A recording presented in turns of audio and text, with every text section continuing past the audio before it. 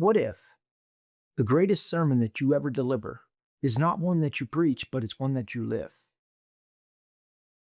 In 1 Thessalonians 2, Paul doesn't just explain the gospel, he embodies it through boldness in suffering, purity of motive, and sacrificial love. Paul models a kind of leadership that speaks louder than words. In these verses, we don't just learn about Paul, we're being challenged to lead, love, and labor like Jesus Christ.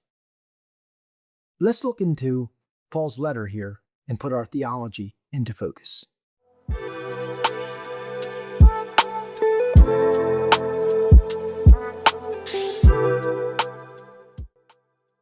Paul is showing how that not only that they are a model church, but how he modeled his life before that church. So let's look in this lesson here. Paul is giving two different types of examples. The first one is the integrity of his ministry in verses 1 through 6. Then he switches in the next 6 verses, and he speaks about how that his sacrificial love was conducted. So a portion of the letter to the church in Thessalonica is Paul rebutting some accusations against him and his ministry.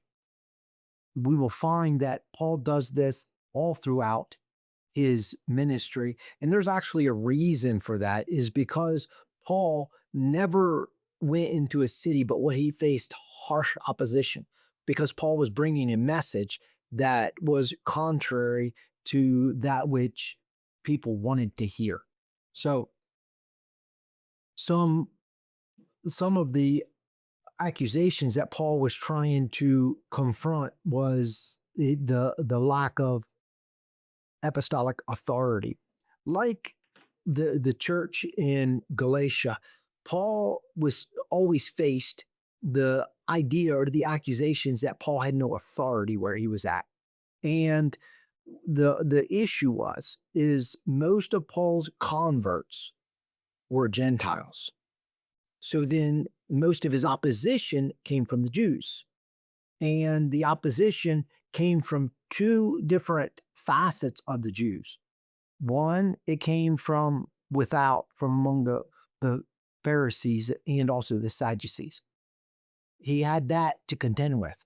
Also, the other portion or the other side of the Jewish community that Paul had to contend with were the Jews who were converted to Christianity, but they were not converted away from the law of Moses. So then Paul had to confront them because they also opposed Paul and would tell everyone many extraordinary things about Paul. One of the things that Paul faced from this group was the idea that he had no authority and that the church in Jerusalem did not sanction Paul. So Paul continually faced this. This is why you would hear and read in all Paul's letters that Paul boldly proclaiming that he is an apostle, that he is called of Jesus Christ, because that other sect within the Jewish community, though they were Christians, yet they vehemently opposed Paul's message of grace, wanting to hold to the law of Moses and bring the message of Jesus Christ within the law of Moses. And Paul confronts this no more harshly than in his letter to the Galatians, which was just previous to this, about a year previous to this letter. So then Paul was also faced accusations that his motives were impure, which we'll get to each one of these as we get down into this letter. There's another one that Paul had nefarious motives, and he was trying to stir up contention because he had an underlying agenda that he wanted to tear down the Jewish religion. And another one was the fact that Paul preached a different gospel. Now, this was coming from the Judaizers mostly, within the Christian community. So then the the new believers from the Gentiles that were converting to Paul's message, they would no sooner convert, and then they were faced with the idea or the accusation that Paul didn't have any authority, and then the Christian message that they were receiving was a warped, skewed one, and it wasn't the genuine Christian message. So Paul had that to contend with.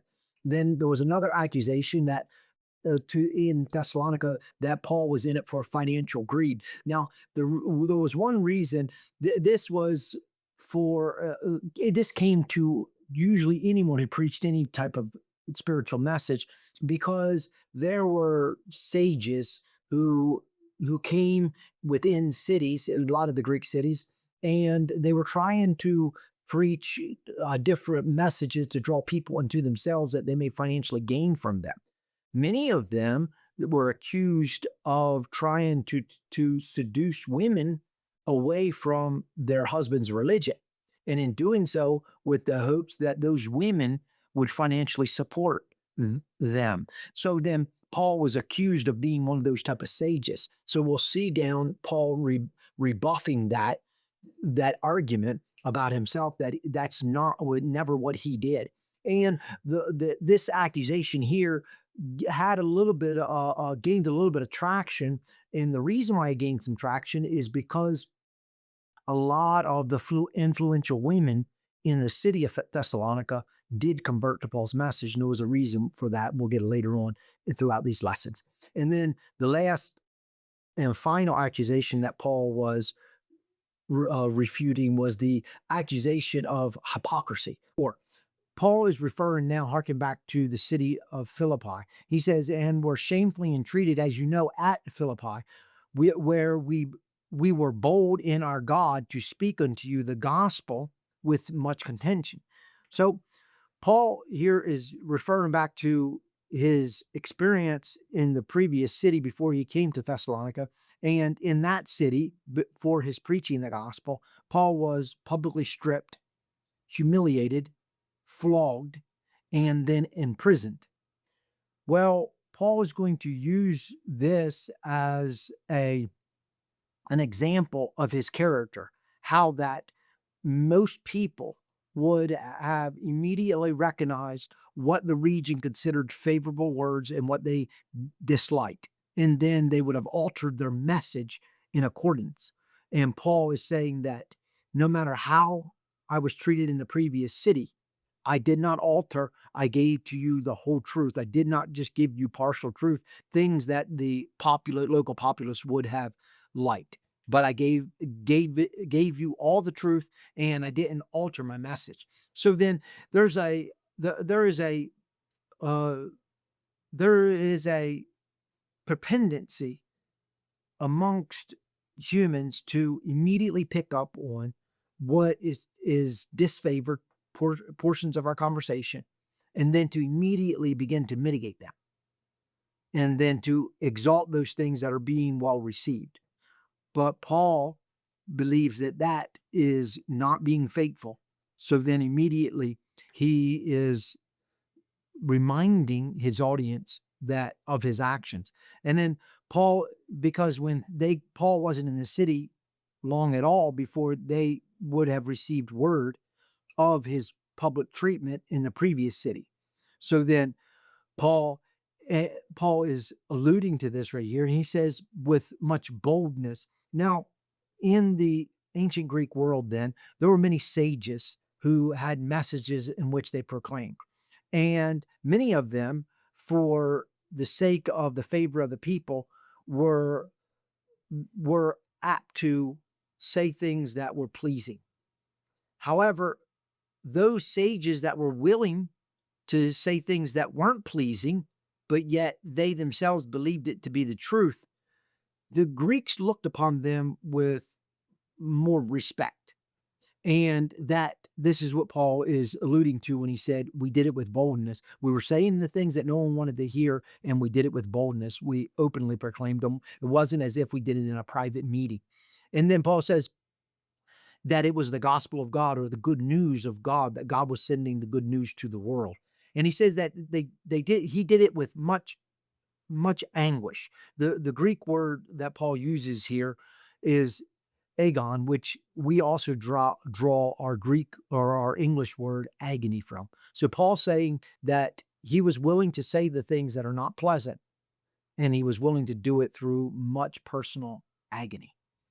So there is a there is uh, a statement here that Paul is doing a setup for the next 5 verses. He's doing a setup of his character. Now watch what he says here in the third and fourth verse. He says, "For our exhortation was not of deceit, nor of uncleanliness, nor in guile."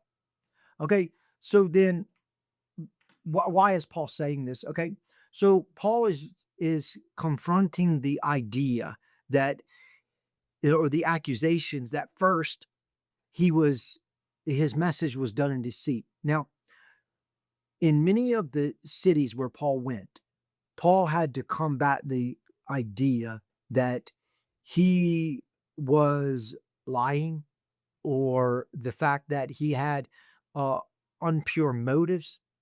So, or guile and or bitterness. He was doing what he was doing. He was doing out of bitterness. So the deceitful idea would make Paul some kind of charlatan. Well, a lot of those who were the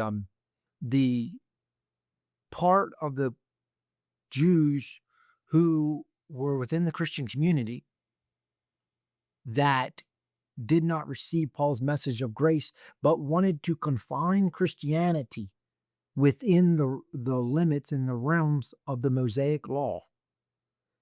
Those always purported that Paul was being deceitful in his message because he desired an audience. So they said that Paul didn't have authority to preach what he preached. The church in Jerusalem never sanctioned him. And then the things that he did preach were done out of deceit. And they were saying that Paul knew better. So it's some kind of a hypocrisy. So Paul is confronting that. Then there was an idea of uncleanness or impure motives. Well, this was labeled on many sages in the Greek world. The fact that they preach, many of them come up from Egypt, or they came out from the desert and the wilderness of Sinai, and they were preaching, and their message was just to gain a financial following.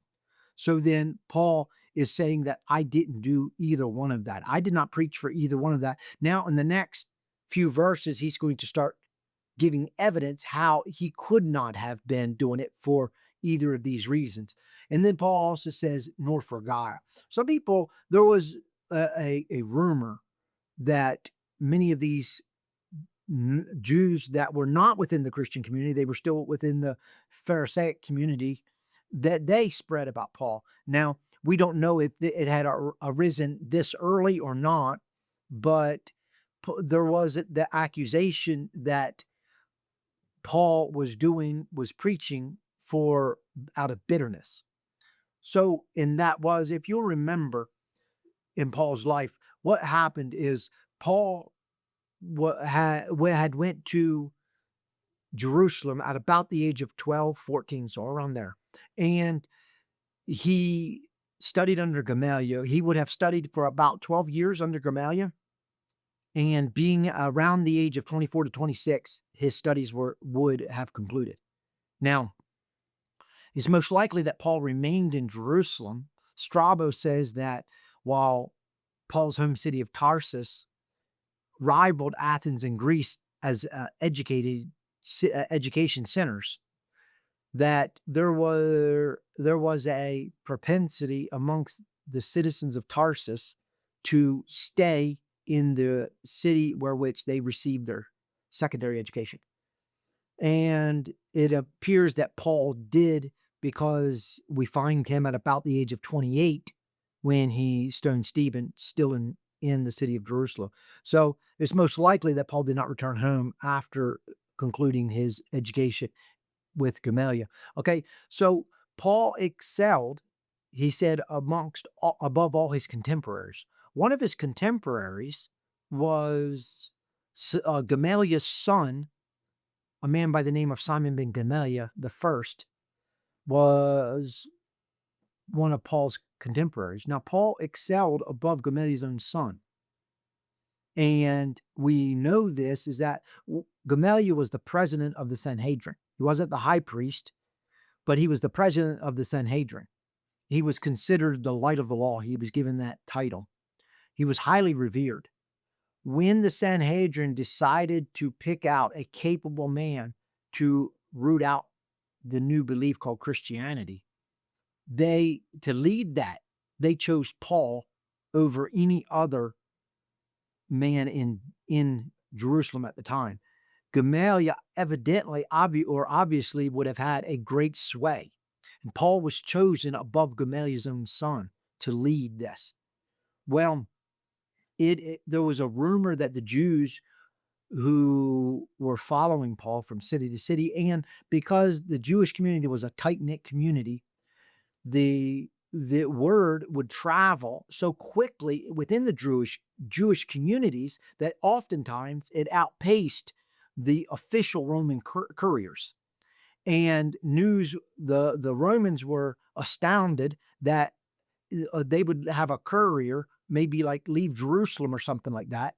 And let's say if we go to the city of Thessalonica and send out an official message, and by the time they got there, it was already circulated amongst the Jewish community. So news traveled within the Jewish communities very quickly. Okay, there was a rumor that those in the Pharisaic community and amongst the Sadducees and the Essenes started spreading about Paul, that the reason he was preaching the gospel of Jesus was for guile's sake, for bitterness sake, and he wanted to tear down the Jewish religion. And then this was the excuse that they made. We all know that Paul wasn't married. Okay, so they said that they spread this rumor, it was a lie, but they said that Paul was desirous to marry the high priest's daughter, and Paul had an attraction towards her.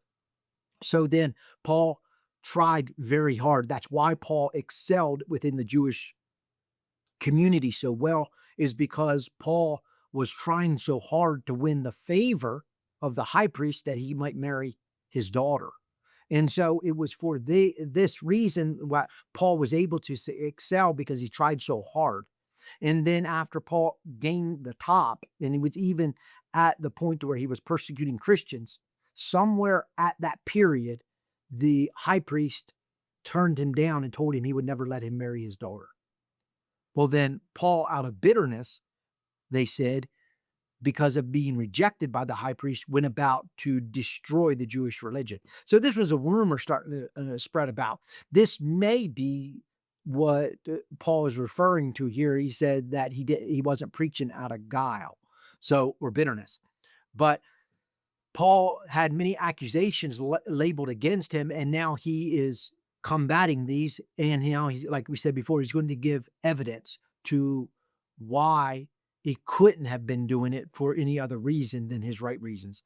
He says, let's go on here. He says, but as we were allowed of God to be put into trust with the gospel, even so we spake, not as pleasing man, but God, which trieth our hearts. So then Paul is here saying the idea here that he did not speak as pleasing men. Now, he had just addressed the 3 negative labels against him. Now he's going to give a positive for his actions. And what he's going to say here is that if someone preaches for popularity, or if they preach for personal gain, they do so for popularity. And they do so that they might find favor in the eyes of individuals, men. Well, Paul is showing how that he did not do it that he might find favor. Why? Because it was obvious Paul didn't find favor. So Paul had to leave the city, and he had to wait until the local ruler was out of power because of the sentence against him. Now, Paul was brought up on charges in the city that he was first teaching Gentiles and trying to convert them to Judaism or some form of Judaism, which at the time Christianity was considered a form of Judaism, which was illegal in the city for Jews to try to proselyte Gentiles. Another accusation they brought up against him, again before the officials, was that Paul was teaching the local citizens to disobey the emperor cult. Now, in the local city, the most popular religion was the cult of Caesar, which meant that they believed that God had come down and spoke to the people through Caesar. And then therefore the people in return should worship Caesar, and vicariously by worshiping Caesar and giving offering to Caesar, they would be worshiping God through Caesar. Well, they accused Paul of saying that the locals should not worship Caesar, but they should worship another king, which was named as Jesus, and reject the worship of Caesar. And then by worshiping Jesus, they would be worshiping God through Jesus. So then they were trying to say that Paul is purporting another king, and then thus disobedience to Caesar. Well, Paul is saying here that if he is preaching God's message, then he is seeking to please God and not please man. But if he's preaching the message of man, he would be seeking to please man. Again, he gives the same accusation here, or brings the same refutation against that same accusation in 1 Corinthians. And he says, according to the grace of God, which is given unto me, he's talking about this gospel he's preached, as a wise master builder, I have laid the foundation. Paul recognized that he had a message to the Gentiles, and that his message to the Gentiles rivaled that of Peter's message to the Jews. The council in Jerusalem in Acts 15 recognized that Paul and Peter both had two different messages. Peter's message was not to the Gentile world. Peter's message was to the Jews. And what was that? Well, in a nutshell, Peter's message to the Jews was, your long-awaited Messiah has come.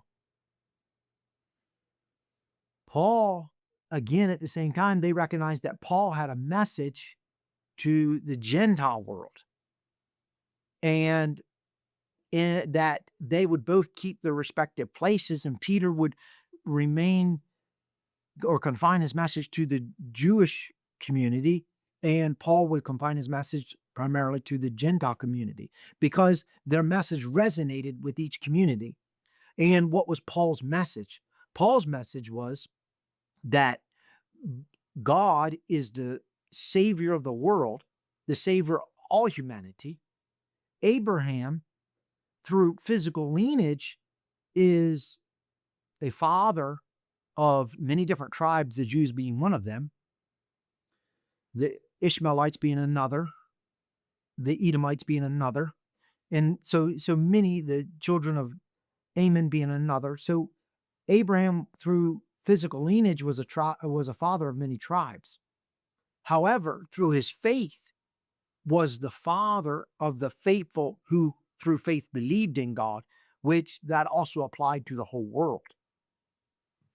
And that message Paul was giving out to the Gentiles and saying that Jesus is the Savior of the whole world, and he will save any who believe in him and call upon him for salvation. Paul recognized that that message was uniquely given to him, and it wasn't given to any of the other apostles first. And then Paul received it from one of the apostles. But Paul, in Galatians 2 and 3, Paul says that he received it straight from God and not from anyone else. So that in doing so, he was God's messenger to the world with that message. Well, then, Paul realized that he didn't build upon anyone else's message. Yes, in fact, Peter, James, John, they had a message to the Jewish community that the long-awaited Messiah has come. But Paul had a unique message, and his was to the Gentile community. So then Paul recognizes that he laid that message and that foundation. So here's what he says. He says, according to the grace of God, which is given unto me, as a wise master builder, I have laid the foundation, and another foundation or another build thereupon. So anyone who comes after and preaches the Christian message, they're building upon the foundation that I already laid. This is the bold proclamation. But Paul is assured of his calling. He said, but let every man take heed how he build thereupon. For another foundation can no man lay than that which is laid. See, I've already laid it. It's not like you can go lay another Christian message. And then he paraphrases it, or he concludes this. He says, which is Jesus Christ. See, so Paul laid the foundation, and the foundation that Paul laid was firmly Jesus Christ. Now, how did that differ from maybe Peter's message? Because the message that Peter was preaching was, remember, upon Moses' foundation. So the foundation of the Jewish church was Moses. And they were saying the long-awaited Messiah whom Moses had prophesied is here. Though they believed in Jesus Christ, but Paul was preaching that Jesus was the original foundation. And he did not go back and found his message upon Moses. Here's why. And we get into this very deeply in our series on Galatians. If you want this, go back and watch that. Okay, but here's what the difference is here, is the fact that Paul believes that the original gospel was given to Abraham. And that gospel was the original message that salvation would come to the world was given to Abraham. And that message was through your seed, singular, all the world will be blessed. And that seed was a faith seed, whom Paul identifies as Jesus Christ. Paul says it wasn't plural, so through thy child, not your children, Paul says. So then it wasn't to Abraham's children, but it was to Abraham's child, which was a faith child, which was none other than Jesus Christ. To that person, God made a promise, saying that God made a promise to Jesus Christ, that through him, all the world will be blessed. That's Jews, Gentiles, all people of the world will be blessed through that. He says the children of Israel could no longer receive. All they had to do was follow God by faith, and God would bring out the promise that he made to Abraham. He would bring that to pass, that the whole world might be blessed. All they had to do was do like their forefather Abraham did and just believe God and believe that God was righteous and he would do what he promised. Paul says that 430 years after God made that promise to Abraham, the children of Israel found themselves unable to follow God by faith. Because they were unable to follow God by faith, God instituted a second covenant for them, that one that they could follow. But it wasn't God's original intention. God's original covenant was that the peoples of the world would follow him and serve him through faith and grace.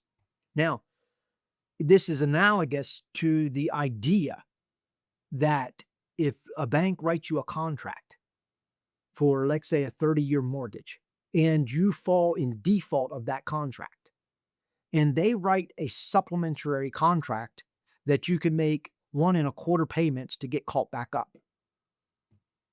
It didn't annul the first contract. It was instituted because you did not keep the first contract. The second one was instituted. And it was instituted because of a default on your part, not a default on the bank's part, the lender's part. But it was a default on the holder's part, so a supplementary contract. Once the supplementary contract wasn't implemented to argue with the first contract, it was only because of neglect and because of failing to keep the original contract that the second contract was implemented, and it would lead until finally it got you back on. And then in Paul's mind, once it got you back on track, then the second contract immediately went away. You didn't have to make those type of payments anymore. The overpayments, the 1.25, as we said before. You would be back on the original. So under Paul's idea, Paul's understanding of the gospel, and this was how Paul understood the gospel different than the apostles. Paul understood the gospel that the original gospel, the original message to bless the world through Jesus Christ, was a faith message given to Abraham. The children in the wilderness defaulted on that. They refused to follow God by faith, and the last straw was at the Kadesh Barnea when they refused to. They kept judging God all along the way, and they would never just believe his words. They continued to judge God. And again, we get this very deep in our lesson in Galatians. So then finally, the last straw was at Kadesh Barnea. They would not follow him by faith. They refused to take the land by faith. So finally, God said, okay, he gave them a supplementary contract, one that did not require faith. It was one that they could see. Everything was spelled out, and it was a supplementary contract until the seed or the child could finally come, and then it would get them all back on track. And then once it got them back on track, the supplementary contract, which Paul says is the law of Moses, will go away. So now that's what Paul's preaching. Well, Paul is saying now, I am going about the world and I'm laying the foundation, which is Jesus Christ. Notice Paul is not laying the foundation, it's Moses. Now, Paul is saying that the message that I'm preaching, no one else came out with this prior to me. I received this straight from God. Okay? So then, anyone who preaches the Christian message, especially to the Gentile world, is building upon the foundation that I have already laid. This is Paul. And just as an introductory here, the foundation that I did lay with Jesus Christ, because that's the one that was laid to Abraham back when the promise was originally given, because it said, thy child, which was the faith child. So this is what Paul is saying here. And then he says, but let every man take heed how he builds thereon. For another foundation can no man lay than that which is laid, which is Jesus Christ. Now, if any man build upon this foundation that Paul had already laid, if any man build with gold or silver, precious stones, wood, hay, stubble, no matter what material you're using to build, every man's works shall be made manifested. See, Paul's alluding here to the last days of judgment. Shall be made manifested, for the day shall declare it. What day? The day of judgment. Because it shall be revealed by fire. What fire? The fires of judgment. And the fire shall try every man's works of whatsoever sort it is. See, now Paul was thoroughly convinced that his works would be tried by fire. So then Paul is saying, I could not and did not build with nefarious means. You see? Of what sort it is, if any man's works abide, which he hath built thereon, he shall receive a reward. See? The fire is going to come through, it's going to consume. If the fires burn it up, the fires will what? Well, obviously the fires will burn up straw and hay and stubble and wood, right? But it'll also melt gold and silver. And if it gets hot enough, it'll melt stone. You see? And Paul says, but if when the fires are done passing through, whatever you use to build with is still there, then you have a reward.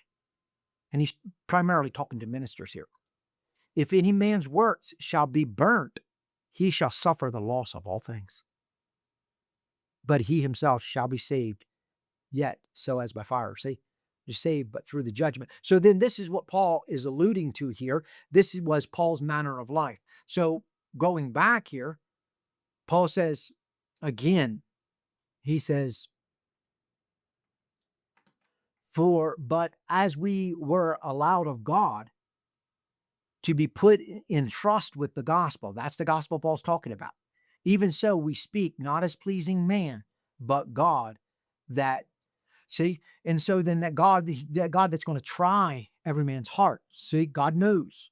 And Paul's saying, God allowed me to be put entrusted with that. You see, now he's putting in his personal application and alluding to his own motives. Now watch. He says, but as we were allowed of God to be put in trust with the gospel, even so we speak, not as pleasing man, but God.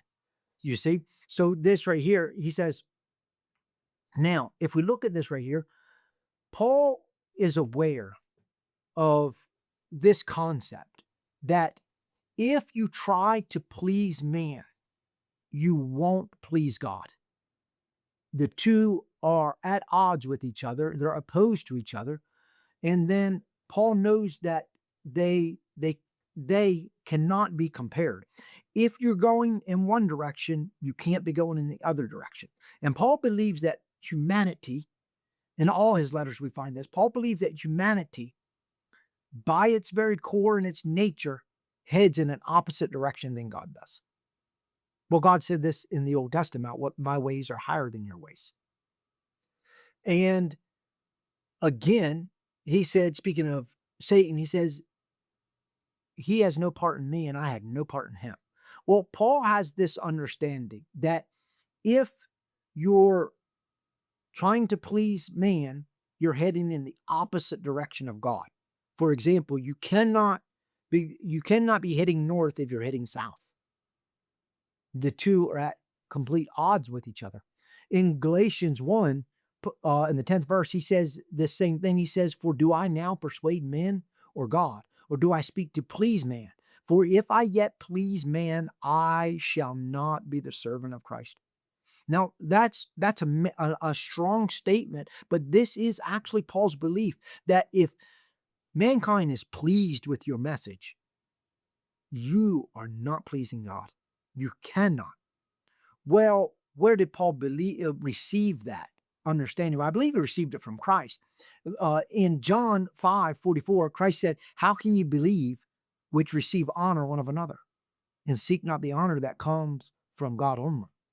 You see? And so again, the honor, again, which would be pleasing. So then, if you seek honor from man, then you cannot be seeking honor of God. Why? Because the two are at complete odds to each other. You see? And Paul is saying here that accountability, true accountability, is vertical, not horizontal. You see? And so then faithfulness in the mind of Paul outranks popularity.